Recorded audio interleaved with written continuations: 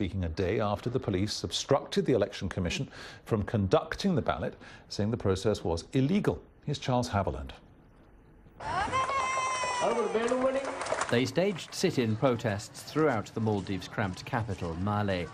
Ex-President Nasheed, who was the country's first democratically elected leader, and his supporters, who say the police's blocking of Saturday's election was in effect a coup. There have also been demonstrations on outlying islands in the scattered archipelago. In the streets, Mr. Nasheed says he'll do all he can to bring down the current president, Mohamed Waheed, calling him a traitor. Mr. Waheed has now said he is ready to quit before that date, the constitutional deadline to find a new president. But can new elections be organised quickly enough after one was annulled by the Supreme Court and another was blocked? Mohamed Nasheed was the clear front-runner in last month's election, but without an overall majority, he prepared for a runoff. That never happened because although observers declared the election to have been clean, the Supreme Court ruled otherwise and annulled it. Mr. Nasheed and his followers say the old pre-democratic establishment still controls the police and seeks to cling to power. His opponents say he overstepped his own powers while president, and they accuse him of diluting the role of Islam in public life. So not only is its democracy on highly shaky ground, the Maldives is bitterly divided as to the way ahead. Charles Haviland, BBC News.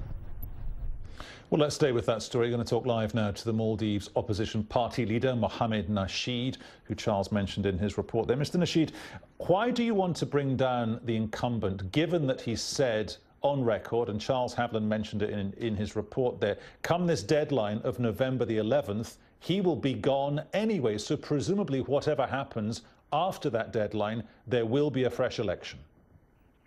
Well, if you have a look at his utterances and what he has actually done during the last 3 years, I think it's easy to understand what he's saying now is a ruse to buy time. He came into government after a coup, toppled our government. He was my vice president. Took off after that. The whole country has been asking for an early election, but he refused. He obstructed that. And then when the scheduled elections came at the very last end of what was constitutionally possible, which was September 7th. And these elections, we were very handsome. We won the vast majority of the people, of the confidence of the people. And then we were supposed to go for a runoff election, but that was first stopped by the police. And again, Supreme Court gave another decision, another date for a new election.